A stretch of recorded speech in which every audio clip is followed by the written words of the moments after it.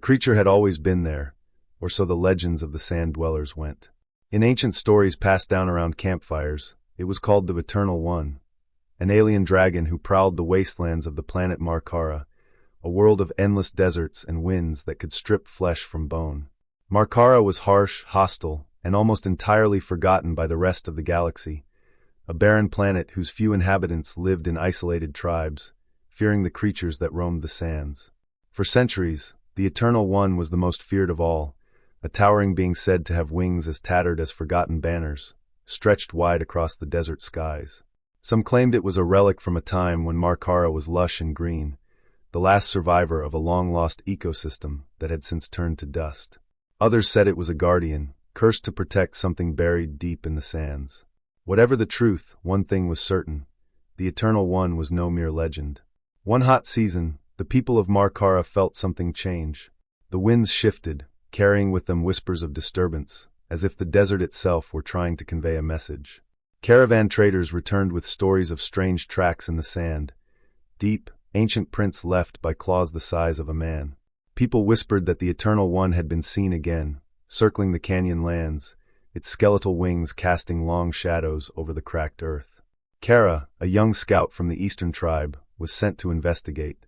She was the bravest of her people, her curiosity about the ancient creature overpowering her fear.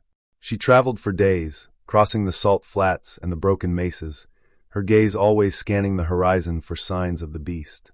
As she moved deeper into the wilderness, the once familiar desert became more alien, marked with clawed footprints and the occasional shed scale, a metallic, bone-like fragment as sharp as a blade. One evening, as the sun dipped below the horizon and cast the sky in shades of blood and copper, Kara spotted it.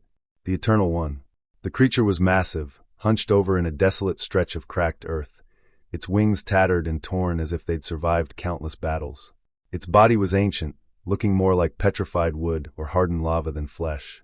Beneath its cracked and ridged skin, something faintly glowed, a pulsing light, almost like a heartbeat, as if some hidden energy source kept it alive. Kara took a step closer, mesmerized.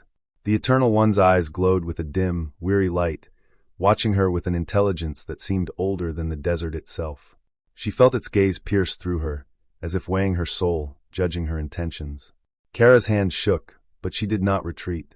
"Why do you guard these lands?" she whispered, more to herself than to the beast. To her astonishment, the creature shifted, its great head tilting as if it understood. It stretched its wings, letting the last rays of sunlight pass through the translucent, torn membranes. In that moment, she saw images flash through her mind, memories that were not her own. She saw Markara as it once was, a land of forests and rivers, teeming with life. She saw other creatures, perhaps of the Eternal One's kin, soaring through lush skies. But then came a wave of fire and ruin. In the visions, the lush forests shriveled to ash, the rivers turned to dust, and the Eternal One's kin were no more. The creature before her was the last of its kind, a relic left to guard the barren remnants of its home. It had stayed, bound by ancient duty, determined to protect the secrets of Markara long after its purpose had faded. Kara was overcome with sorrow. She realized that the Eternal One wasn't just a fearsome creature. It was a sentinel, a memory keeper, a testament to the resilience of life that had once flourished here. And now its purpose was almost fulfilled. The glow in its eyes was dimmer, the light in its heart faint. The creature was dying. Tears fell down her cheeks as she reached out, offering the only gift she had: her presence, her respect, her understanding. She placed her hand on the rough, bark-like skin, feeling the faint warmth of its ancient pulse beneath her fingers.